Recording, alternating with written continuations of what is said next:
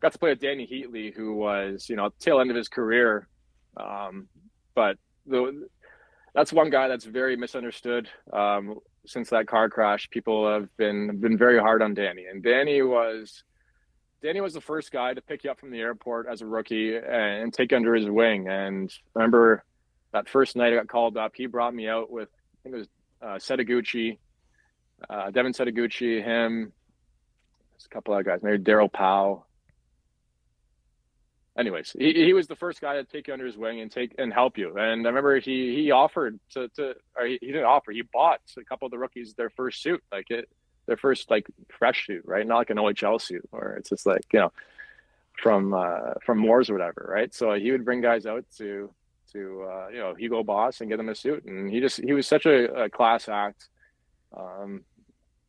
But watching him practicing against him, it was scary. I mean, he had a flick of the wrist shot and it was gone behind you real quick. So he'd make you look really silly.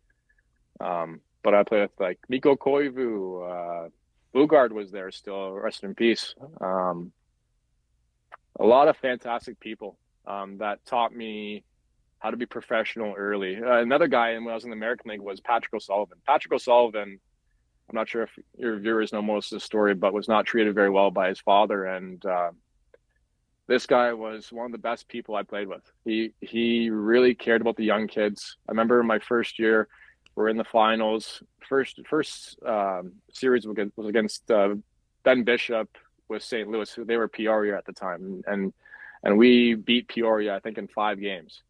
And that night we went out to the bars, and me and Marco Scandello were the rookies on that team. And there's these idiots in the bar taking pictures of me and Marco. I remember Patrick going over to the guy with his flip phone, took his phone, and he's like, let me see that. And he grabs it and just snaps it right in half in front. I'm like, nah, that's awesome. That's my leader right there. But there's just so many good guys I played with. It's hard to keep track. Well, I mean, Dany Heatley, I mean, I think he nailed it on the head after that car accident with Dan. I mean, you just can't be right after that. But I mean, one of the most talented players to ever grace the ice, that's for sure. Oh yeah, yeah. And he got nervous for people don't know this, but every single game he was nervous. He wasn't comfortable anymore. Remember he'd put a towel down in front of him by his skates, and he'd be gagging and puking on this towel before every game. He'd be taking his drink and gagging it up. And I'm like, man, it's pretty cool to see a guy like that who's scored 50 goals in this league and he's still nervous going into an NHL game. So, and I got some stories about him on plane rides that I can't share, but he's just a wonderful human being. Are there any you can share? I'm curious about the Heat Daddy. No, I can't. Well, how about when you're on the planes? What did you order? Because you guys got great chefs and great meals. So were you a lamb guy? Order, right? There's just options, right? You have your steak, you have your chicken, whatever you want, it's there. If you have a game next day, you have a few days off. There's beer, there's wine, whatever. You have a good time. You get your cab to take you home from the plane, and all is good. But yeah, the funniest plane rides were when guys got into tilts and they got hit pretty hard in the face. And then you turn, you're on the plane ride home, and then all of a sudden, an hour into the plane ride, you turn over and look at them, and their face is just out to here, right? So because of the air compression. Oh yeah. But it's just I wish I lost my phone. I was in Hawaii after one of my last years in the American League, and I dropped my phone in the water and lost it. So it's too bad I don't have all those pictures still. I'd send you guys a couple pictures to put on here, and yeah, a lot of funny stories like that.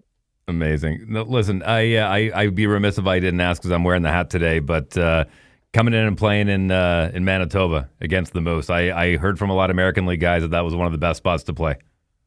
Yeah, we had a great time. The fans were great. I forget the name of the bar there. There's a great bar.